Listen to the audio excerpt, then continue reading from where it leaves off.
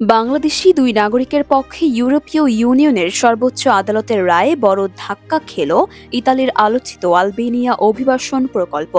আদালতের এ রায়ের পর ইতালির কট্টর ডানপন্থী সরকারের অভিবাসন নীতি চ্যালেঞ্জের মুখে পড়েছে।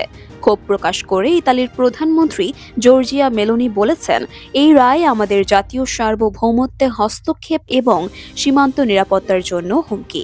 2023 সালে ইতালি ও আলবেনিয়ার মধ্যে চুক্তি হয়, যার আওতায় সাগর পাড়ি দিয়ে ইতালিতে আসা অভিবাসীদের আলবেনিয়ায় স্থাপিত ক্যাম্পে পাঠানো শুরু করে ইতালি। বাংলাদেশি ওই দুই নাগরিককেও সমুদ্র থেকে উদ্ধার করে সরাসরি আলবেনিয়ার ক্যাম্পে পাঠানো হয়। পরবর্তীতে তাদের আশ্রয় আবেদন বাতিল করা হলে তারা ইতালির আদালতে মামলা করেন। পর্যায়ক্রমে মামলাটি ইউরোপীয় ইউনিয়নের সর্বোচ্চ আদালতে পাঠানো হয়। সেখানে 1 আগস্ট দেওয়া রায়ে আদালত জানায়, কোনো দেশকে নিরাপদ হিসেবে ঘোষণা করা যাবে না যদি সেই নিরাপত্তা সব ব্যক্তির জন্য সমানভাবে প্রযোজ্য না হয়। আদালত আরও বলে, নিরাপদ দেশ ঘোষণার আগে অবশ্যই বিচারিক পর্যালোচনার সুযোগ থাকতে হবে এবং সিদ্ধান্ত হতে হবে সুস্পষ্ট ও গ্রহণযোগ্য প্রমাণের উপর ভিত্তি করে।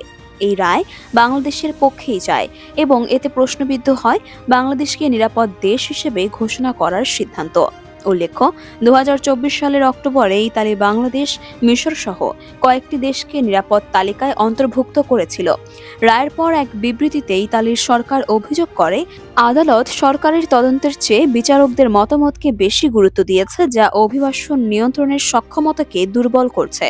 তবে আদালতের রায় সত্ত্বেও ইতালি এখনও আলবেনিয়ায় অভিবাসী স্থানান্তর অব্যাহত রেখেছে। বর্তমানে তারা শুধুমাত্র তাদেরকেই পাঠাচ্ছে যাদের আশ্রয় আবেদন ইতিমধ্যে প্রত্যাখ্যান হয়েছে। বাংলাদেশি নাগরিকদের এই আইনি লড়াইকে ইতালির কিছু মানবাধিকার সংস্থা বিচার বিভাগের জয় হিসেবে দেখছে, যা ইউরোপীয় মানবাধিকার মানদণ্ডকে আরও শক্তিশালী করছে।